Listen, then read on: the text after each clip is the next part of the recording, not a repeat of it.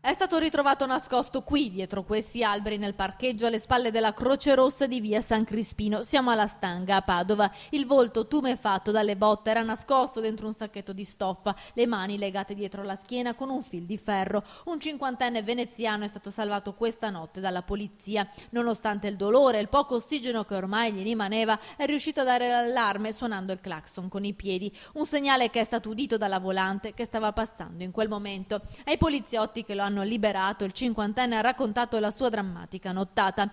Poco prima della mezzanotte in zona stazione aveva incontrato due giovani dell'est, con loro aveva trascorso la serata, poi ad un certo punto un colpo alla nuca e il buio. Si è risvegliato chiuso nel bagagliaio, legato e incappucciato, e la sua auto era in movimento.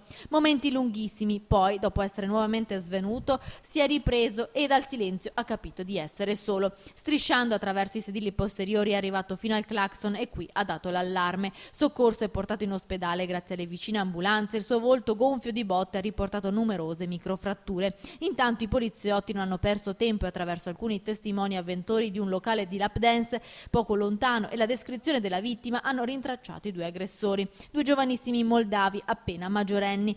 Nelle tasche avevano i soldi e il portafoglio del cinquantenne e le chiavi della sua auto. Forse l'uomo li aveva abbordati cercando una prestazione sessuale che probabilmente ha scatenato la loro violenza.